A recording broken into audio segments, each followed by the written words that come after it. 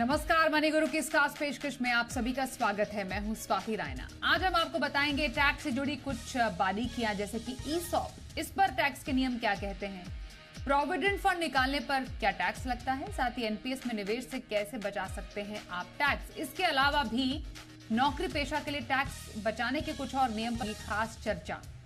हमारे साथ है दो खास experts, tax expert Sunil Garg और रुचिका भगत, टैक्स एक्सपर्ट हमारे साथ हैं। सुनील जी, रुचिका, दोनों का स्वागत करते हैं मनी गुरु के आज के इस खास कार्यक्रम में। और कई लोगों के बहुत सारे सवाल होते हैं टैक्स से जुड़े हुए, और उनके जवाब हम तलाशने की कोशिश करेंगे। बहुत ही आसान भाषा में समझाएंगे कि क्या नियम कहते हैं और क्या करने की जरूरत है। सबसे पहले ईसॉप, इस पर जरा जानकारी ले लेते हैं कि ईसॉप कब जारी होते हैं किसी कर्मचारी को, क्या इस पर टैक्स के नियम कहते हैं और कैसे बचाया जा सकता है इस पर टैक्स। सुनील जी, आपसे शुरुआत करें तो ईसॉप सबसे पहले क्या होता है? देखिए स्वाति, बड़ा रेलिवेंट टॉपिक है और विशेषकर जो यंगस्टर्स हमको सुन रहे हैं, यंग एम्प्लॉयज हमें सुन रहे हैं आईटी से या बाकी जो दूसरी फील्ड से हैं, उनके लिए बड़ा ही ये ऐसा टॉपिक है जहाँ बड़ा कंफ्यूजन हमेशा से रहा है। ईसॉप की फुल फॉर्म होती है एम्प्लॉय स्टॉक ऑप्शन प्लान। बहुत सारी कंपनीज और जनरली हमने स्टार्टअप्स में देखा है कि वो क्या करते हैं, अपने एम्प्लॉयज को रिटेन करने के लिए उनको शेयर्स देते हैं कंपनी के, और बड़े डिस्काउंटेड प्राइस पे दे देते हैं, फेस वैल्यू पे दे देते हैं। अब होता क्या है, उसमें तीन स्टेज है टैक्सेशन की। पहला, जब आप ज्वाइन करते हैं तो कंपनी आपको एक राइट देती है कि आप इस राइट को एक्सरसाइज कर पाएंगे। हो सकता है जब आपको ऑफर कर रहे हो कि आप एक्सरसाइज का राइट आपको 2 साल बाद मिल रहा हो या 3 साल बाद मिल रहा हो। जब आप वो राइट को एक्सरसाइज करते हैं स्वाति, मान लीजिए आपको 200 रुपए कंपनी की वैल्यू का शेयर है जिसकी फेयर मार्केट वैल्यू 200 रुपए है, और कंपनी ने आपको 10 रुपए में दे दिया, तो 190 रुपए को जो डिफरेंस था फेस वैल्यू और फेयर मार्केट वैल्यू में, उसको परक्विजिट माना गया सेक्शन 17(2)(6) में, और उस पर टैक्स लग जाता है एज ए सैलरी इनकम। और जब आप उस शेयर्स को बेचेंगे, यानी आपको 10 रुपए में शेयर मिला और आपको 200 रुपए के वैल्यू का 10 रुपए में शेयर मिला था, 190 तो आपने सैलरी से टैक्स दे दिया। आपने मान लीजिए 350 रुपए में बेचा उसको, तो जो 150 रुपए उस पर आपको कैपिटल गेन टैक्स लगता था। और ये डिपेंड करता है होल्डिंग पीरियड पर कि आपका होल्डिंग पीरियड क्या है, शॉर्ट टर्म में या लॉन्ग टर्म में। अगर अनलिस्टेड इक्विटी शेयर है, यानी जिसकी लिस्टिंग नहीं हुई है, वहां पर होल्डिंग पीरियड है 2 साल का। 2 साल से कम 24 महीने से कम होगा तो शॉर्ट टर्म कैपिटल गेन होगा। अगर 2 साल से ज्यादा होगा तो लॉन्ग टर्म कैपिटल गेन होगा। हाँ, सरकार ने एक फायदा दिया, आपने 10 रुपए का शेयर 350 बेचा, पर चूंकि आप 200 रुपए पर टैक्स दे चुके थे, तो आपकी कॉस्ट ऑफ एक्विजिशन जो मानी जाएगी वो अब 200 रुपए मानी जाएगी, और डिफरेंस पे आपको टैक्स देना होगा। ये ईसॉप पर मोटा मोटा नियम है। लेकिन स्टार्टअप को लेकर सरकार ने एक बड़ा फैसला किया था माननीय वित्त मंत्री जी ने 2021 के बजट में, और ये कहा था कि अगर आप एक एलिजिबल स्टार्टअप है तो हम आपको एक बेनिफिट दे रहे हैं। और बेनिफिट जो दिया था बड़े तरीके से दिया गया था, घुमा के वो बेनिफिट दिया गया है। उसमें इन्होंने कहा कि टैक्सेबिलिटी को हम डेफर नहीं कर रहे हैं, यानी जिस साल में आपने ईसॉप को एक्सरसाइज किया, आपने अप्लाई किया कंपनी के पास में ईसॉप शेयर्स के लिए, टैक्सेबल तो उसी साल में होगा, लेकिन आपसे टैक्स चार्ज नहीं कर रहे हैं। कैसे नहीं कर रहे हैं? तो सरकार ने एक स्पेशल नियम दिया, लेकिन वो केवल एलिजिबल स्टार्टअप के लिए है। और ये कहा कि 48 मंथ्स के लिए हम टैक्स को डेफर कर रहे हैं। टैक्सेबिलिटी उसी साल में होगी, यानी इनकम तो आपको वहीं दिखानी पड़ेगी जब आपको ईसॉप मिला था। टैक्सेबिलिटी को डेफर कर दिया, 48 मंथ्स तक आप उस टैक्स को डेफर कर सकते हैं। यानी एम्प्लॉयर भी टैक्स 48 महीने बाद, 4 साल बाद आपका टैक्स काटेगा। पर 2 कंडीशन आपको पूरी करनी पड़ेगी। नंबर 1, आप अपने एम्प्लॉयर की नौकरी नहीं छोड़ेंगे, यानी आपको बांध लिया। नंबर 2, आप उन शेयर्स को नहीं बेचेंगे। अगर आपने नौकरी छोड़ दी या शेयर्स को बेच दिया, तो फिर आपको टैक्स उसी साल में लग जाएगा जब आपने इनमें से कोई भी काम किया। लेकिन एक विशेष बात याद रखनी है कि स्टार्टअप में भी केवल एलिजिबल स्टार्टअप, और एलिजिबल स्टार्टअप में वो जिनको इंटर मिनिस्ट्रियल बोर्ड से परमिशन मिली हुई है, बाकी स्टार्टअप भी इसमें नहीं आते हैं। जी बिल्कुल। अब सुनील जी ने समझाया शुरुआती अपने जवाब में कि किस तरीके से ईसॉप पर टैक्स के नियम लगते हैं। रुचिका, ये जो हम जिन शेयर्स की बात कर रहे हैं जो एम्प्लॉयज को देती है कंपनी, ये इसमें लिस्टेड और अनलिस्टेड दोनों शेयर पर क्या नियम अलग अलग हैं, क्या कहते हैं? जी बिल्कुल, इसके अंदर दोनों पे अलग अलग है। जैसे कि लिस्टेड शेयर्स है, उसका time period of holding capital gains निकालने के लिए अलग है, और अनलिस्टेड का time period of holding capital gains निकालने के लिए अलग है। तो इसके अंदर जैसे कि 3 स्टेजेस है। पहले तो आपने ऑफर किया, एक रिजर्व पीरियड रख दिया जिसके अंदर आपको ये ऑप्शन एक्सरसाइज करनी है। तो जिस साल आपको ऑफर मिलता है उस साल में कोई भी टैक्स ट्रीटमेंट नहीं है। जिस साल अल्टीमेटली आप इस ऑप्शन को एक्सरसाइज करते हैं उस साल जो आपका डिफरेंस है वो आपको सैलरी के अंदर टैक्सेबल होगा। माने आपकी जो फेयर मार्केट वैल्यू थी और जितने का आपने पे किया, जो डिफरेंस है वो आपको सैलरी में टैक्सेबल होगा as per requisites. Third stage आती है जब आप अल्टीमेटली इन शेयर्स को बेचते हैं जो आपको ईसॉप्स मिले।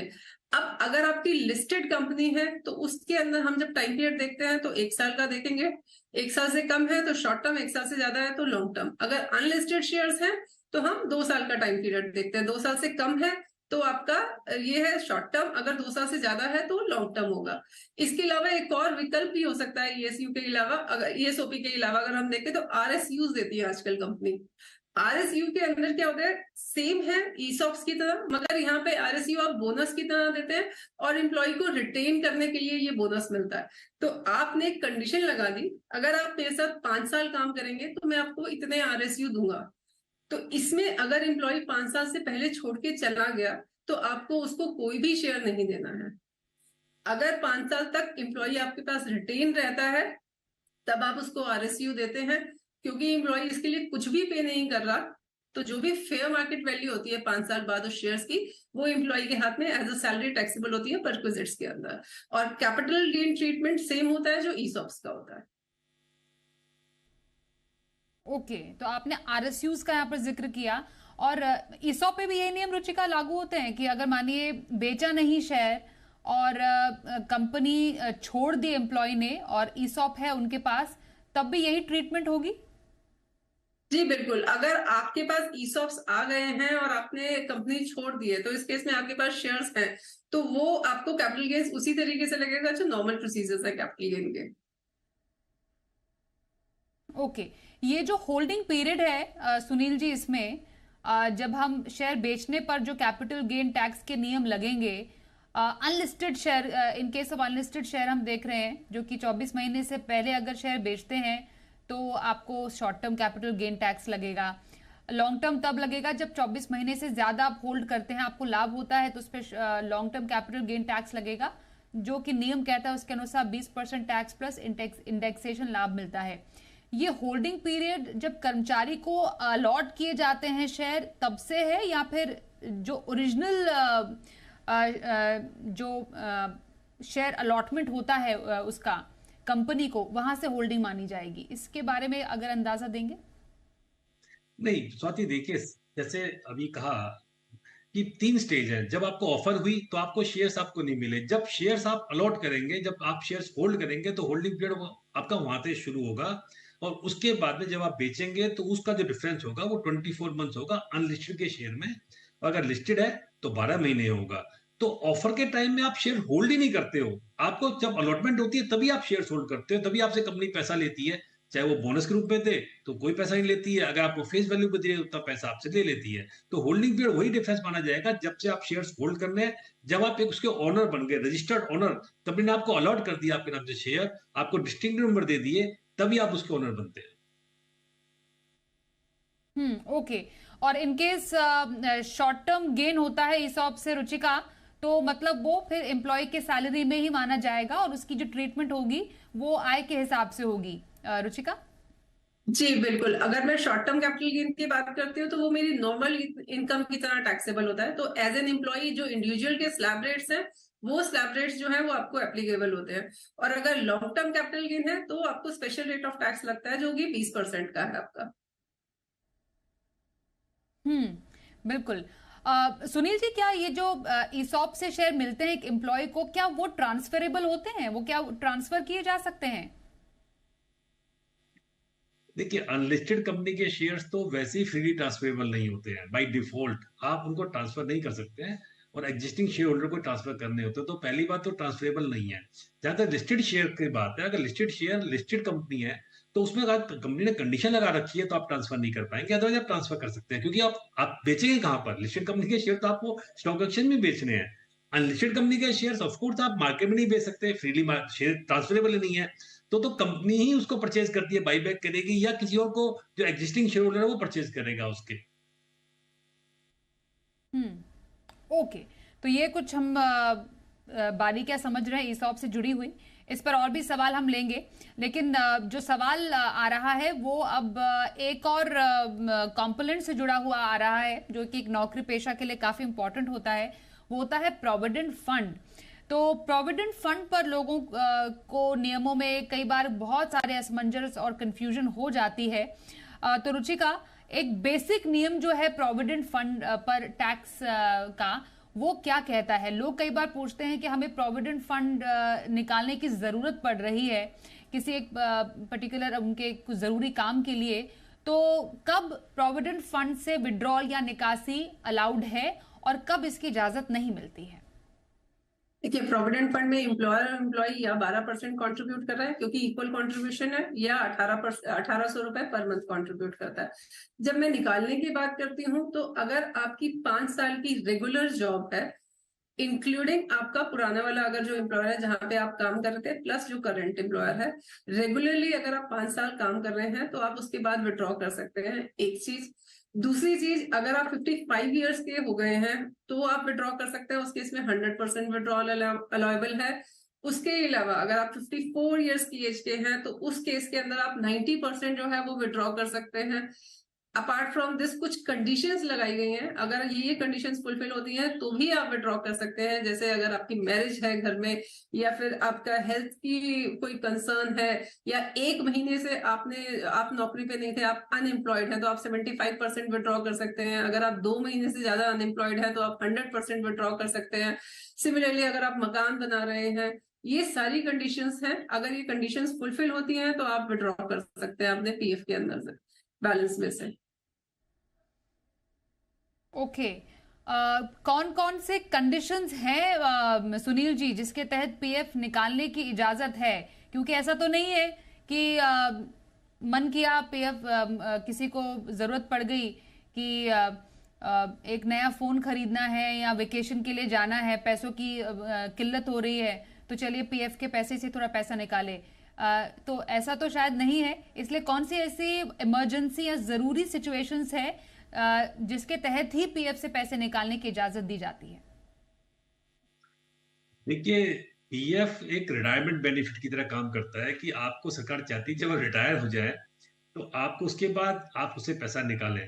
तो इसलिए कुछ कंडीशंस लगा रखी है, जैसे रुचिका ने बताया कि आपको मकान बनाना है, आपको मैरिज में जाना है, आपकी बेटिया की शादी करनी है, तो ऐसी कुछ कंडीशंस हैं। या आप अनएम्प्लॉयड हो गए तभी आप पैसा निकाल सकते हैं, वरना आप पैसा नहीं निकाल सकते, क्योंकि सरकार ने आपको इतने टैक्स बेनिफिट उसमें दिए हैं। ये एक बात ऐसी स्कीम बची है जो ई में आती है, एग्जेम्प्ट एग्जेम्प्ट एग्जेम्प्ट, यानी जब आप पैसा डालते हैं तो एग्जेम्प्ट, उस पर मिलने वाला ब्याज एग्जेम्प्ट, और उससे पैसा निकालते हैं तो एग्जेम्प्ट। अब चूंकि फाइनेंस एक्ट 22 में थोड़ा चेंज किया था कि अगर आप 2.5 लाख रुपए से ज्यादा कंट्रीब्यूट कर रहे हैं प्रोविडेंट फंड में, तो उससे अलावा जो आप कंट्रीब्यूट करेंगे, एक्सेस जो अमाउंट कंट्रीब्यूट करेंगे, उसकी इनकम टैक्सेबल होगी। 2.5 लाख तक आप हर साल जो कंट्रीब्यूट करेंगे उसकी इनकम, उसकी ब्याज की इनकम भी टैक्सेबल नहीं होगी। तो अगर सरकार ने कुछ बेनिफिट आपको दिए हैं तो ऑफकोर्स उसमें रेस्ट्रिक्शंस भी लगाई हैं, क्योंकि उसका उद्देश्य यही था कि आप जब रिटायरमेंट हो उसके बाद उस पैसे का इस्तेमाल करें। बिल्कुल। और जब नौकरी बदलते हैं रुचिका, तो कहा जाता है कि बेहतर रहता है कि आप अपना पीएफ अकाउंट ट्रांसफर करा दें। आप ए कंपनी में नौकरी कर रहे हैं, आप बी कंपनी में शिफ्ट हो रहे हैं, तो आप अपना पीएफ ट्रांसफर करा दीजिए। उस केस में जो यूनिवर्सल अकाउंट नंबर एक होता है, क्या वो भी बदल जाता है? क्या मल्टीपल यूएन नंबर भी हो सकते हैं किसी एक व्यक्ति के? क्योंकि ऐसा सवाल लोगों के कई बार मन में आता है जब वो अपना पीएफ बैलेंस चेक कर रहे होते हैं, उनके मन में कंफ्यूजन होता है कि कौन से अकाउंट नंबर से उनको पीएफ बैलेंस चेक करने की जरूरत है। जब आप इस तरह से जॉब चेंज करते हैं तो हमेशा हम ये सजेस्ट करते हैं कि आप अपना पीएफ जो है वो विड्रॉ नहीं कीजिए, क्योंकि जब आप विड्रॉ करेंगे तो आपको वो टैक्सेबल हो जाएगा। तो अच्छा ये है कि आप अपना पीएफ बैलेंस जो है वो कंटिन्यू करें। इसका मतलब ये हुआ कि आपकी जो भी अगली नौकरी है, आप अपना पीएफ बैलेंस जो है वो एज इट इज जो है वो आगे कंटिन्यू करें। तो अगर हम जब ये कंटिन्यू करते हैं तो हमारा जो यूएन नंबर होता है वो एज इट इज आप नेक्स्ट एम्प्लॉयर को देते हैं कि मेरा ये वाला यूएन नंबर है, तो उस वाले पोर्टल पे वही सेम नंबर जो है आपके कंटिन्यू करता है आगे। तो नौकरी पेशा है तो कौन से टैक्स के नियम आपके लिए जानने जरूरी हैं? उनमें से कुछ की चर्चा हम आज खास कर रहे हैं। टैक्स एक्सपर्ट सुनील गर्ग और रुचिका भगत हमारे साथ हैं। रुचिका, एनपीएस की बात कर लेते हैं। एक बहुत ही पॉपुलर इन्वेस्टमेंट ऑप्शन है और सबसे कमाल की बात है कि इसमें भी आप अतिरिक्त टैक्स बेनिफिट ले सकते हैं। तो एक नौकरी पेशा के लिए एनपीएस में टैक्स का फायदा क्या है और कैसे बचा सकते हैं ये अतिरिक्त टैक्स? ये एनपीएस में तो खास बेनिफिट दिया हुआ है सरकार ने सेक्शन 80 के अंदर। माने आप 1.5 लाख की तो डिडक्शन 80C के अंदर लेते ही लेते हैं, मगर अगर आपने एनपीएस में इन्वेस्ट किया है तो उसमें अलग से आपको इन्वेस्टमेंट में 50,000 रुपए की और डिडक्शन भी मिलती है। तो अगर मैं एनपीएस को जब देखती हूँ तो एक तरह से मैं उसको 3 सेगमेंट्स में डिस्ट्रीब्यूट कर सकती हूँ। एक, जब मैं एम्प्लॉय का कॉन्ट्रीब्यूशन देखती हूँ तो हमारा जो 80C के अंदर 1 के अंदर आता है, उसके अंदर आपको 1.5 लाख की डिडक्शन मिलती है। उसके बाद जब मैं अगर एम्प्लॉय और कंट्रीब्यूट करना चाहता है, माने एम्प्लॉय कहता है मैं पूरे 2 लाख रुपए एनपीएस के अंदर इन्वेस्ट करने हैं, तो उसके अंदर 1.5 जमा 50 पूरे 2 लाख रुपए की डिडक्शन मिलेगी। इसके अलावा अगर आपका एम्प्लॉयर जो है वो भी कंट्रीब्यूट करता है, वो 10% ऑफ बेसिक पे और 1.5 डीए या फिर 7.5 लाख तक, वो भी आपको डिडक्शन उसके अंदर मिलती है सैलरी में से। तो एनपीएस में ये कुछ कमाल की बातें हैं जिसको ध्यान में रखने की आपको जरूरत है जब आप टैक्स बेनिफिट लेते हैं। ये तो हमने कुछ जरूरी छूट की बात कर ली जो कि एक नौकरी पेशा को पता होनी चाहिए। यूँ तो है बहुत सारी छूट, लेकिन हमने उनमें से कुछ चुना है आज ऐसी छूट को। लेकिन अब जरा थोड़ा सा रिटर्न की तरफ आ जाते हैं, क्योंकि हाल फिलहाल में हमने देखा कि कई लोगों को नोटिसेस मिल रहे हैं। तो क्या आपको वाकई घबराने की जरूरत है? क्या चिंता का विषय है और क्या करना चाहिए ऐसे समय में, ये समझते हैं। अब सुनील जी, रिटर्न भर लिया, तारीख भी चली गई, लेकिन नोटिस कई लोगों को आए हैं। तो सबसे पहले मुझे बात समझाइए, नोटिस मिले तो करना क्या चाहिए? और नोटिस और कई बार इंटीमेशन का मेल भी आता है लोगों को, क्या फर्क है दोनों में? देखिए स्वाति, होता क्या है कि जैसे ही हम रिटर्न फाइल करते हैं उसके बाद हम चैन की नींद सो जाते हैं और ये पलट कर देखते नहीं कि हमारी रिटर्न प्रोसेस हुई या नहीं हुई, कोई गलती तो नहीं हुई उसमें।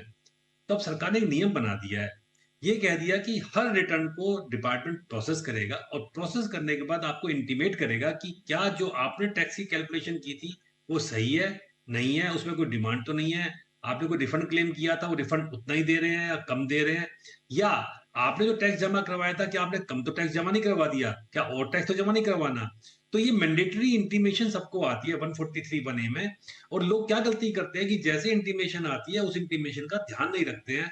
अगर कोई डिमांड उसमें आ गई है तो सबसे पहले आपको देखना चाहिए, अगर आपको इंटीमेशन आई है तो सबसे पहले आप देखिए कि आपको जो आपने कैलकुलेशन की थी और जो डिपार्टमेंट ने कैलकुलेशन करके दी है वो एक कैलकुलेशन शीट देता है आपको कि आपकी कैलकुलेशन क्या थी, हमारी कैलकुलेशन क्या है। अगर सब कुछ ठीक है तो कोई बात नहीं, अगर कोई डिफरेंस है तो कृपया चेक कीजिए कि डिफरेंस क्यों है। अगर कोई डिमांड आ रही है तो आपको तुरंत एक रेक्टिफिकेशन लगानी चाहिए पोर्टल पर जाकर ही, और डाल दीजिए कि साहब हमारे हिसाब से तो ये इतना ही कैलकुलेशन बनती है, आपकी कैलकुलेशन में ये डिफरेंस है, हम इसको नहीं मानते, we do not accept this demand. अगर आपने उस डिमांड को डिनाई नहीं किया या आपने रेक्टिफिकेशन नहीं लगाई तो आप मान लीजिए और डिमांड आपकी कंफर्म हो जाती है, विदिन 30 डेज आपको जमा करवानी पड़ती है।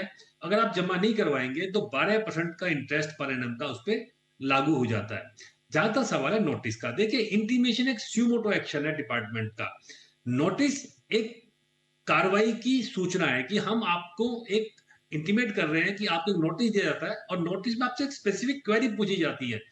दो तरह के हमारे यहाँ पर असेसमेंट होती है, एक होता है रेगुलर असेसमेंट, एक होता है income escaping assessment. Regular assessment में 30 जून तक नोटिस आते हैं जिनको आने होते हैं, तो उसमें सरकार आपसे कोई लिमिटेड स्क्रूटनी पूछती है कि, और जैसे सरकार कहती भी है कि हम 2 से 2.5% रिटर्न्स को ही असेस करते हैं रेगुलर, बाकी हम किसी को असेस नहीं करते हैं, बाकी 97% को तो हम एज इट इज एक्सेप्ट कर लेते हैं।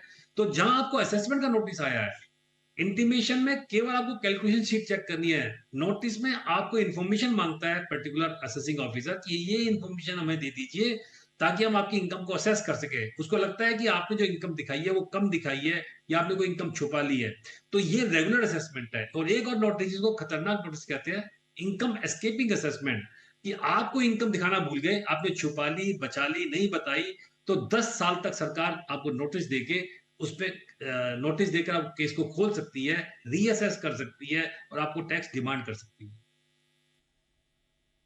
तो ये काफी गंभीर मामला हो जाता है। तो मतलब रुचिका, अगर नोटिस मिला, उसका जवाब नहीं दिया तो पेनल्टी भी होगी, और साथ ही साथ पेनल्टी के साथ जुर्माना भी लगेगा, और फिर मुश्किलें बढ़ सकती हैं। जी बिल्कुल, ये वाली बात सच है। अगर आपको नोटिस आता है तो उसको सीरियसली लीजिए। देखो, इंटीमेशन और नोटिस में फर्क है। सबसे पहले एसएससी को ये जानना जरूरी है कि इंटीमेशन क्या है और नोटिस क्या है। इंटीमेशन में वो आपको सूचना दे रहे हैं, जिसको आप डिनाई भी कर सकते हैं और एक्सेप्ट भी कर सकते हैं। नोटिस का मतलब है कि आपकी उनको लगता है कि आप गलत है, इसलिए वो आपको नोटिस भेज रहे हैं। तो जब वो नोटिस अगर आपको भेजते हैं तो आप उसको सीरियसली लें, उसको पढ़ें, उसमें क्यों आपको नोटिस आया। सबसे पहले यह जानना जरूरी है। आपने नोटिस, या तो आपने डिडक्शन क्लेम ज्यादा की होगी, या आपने इनकम जो है वो नहीं दिखाई है। आपकी 26 ईयर्स में इनकम आ रही थी मगर आपने वो इनकम डिस्क्लोज ही नहीं की अपनी रिटर्न फाइल करते हुए, ये भी हो सकता है। या फिर आपने जो है एक्सपेंसेस ज्यादा क्लेम कर लिए, या कुछ फिक्टिशियस एक्सपेंसेस क्लेम कर लिए। इस तरह का आपने कुछ भी एक्सपेंस जो आपने अपनी इनकम जो है वो अंडरस्टेट की है इसके अंदर, तो वो आपको ये नोटिस भेजेंगे। या एक्सपेंसेस जो है आपने वो ओवर क्लेम किए, डिडक्शन ज्यादा क्लेम किए, कुछ भी इस तरह का रीजन हो सकता है जिसकी वजह से वो आपको नोटिस देंगे। और अगर आपको नोटिस देंगे तो आप उसका प्रॉपर रिप्लाई बनाइए, देखिए वो क्यों आया है, उससे अगेंस्ट पूरे आंसर लिखिए। अगर आपको लगता है आप ठीक है, आपका जो केस है वो ऑब्वियसली वो क्लियर हो जाएगा। ऐसा नहीं है कि नोटिस आया तो आपको डिमांड पे करनी ही करनी है, ऐसा कुछ नहीं होता है। अगर आपका केस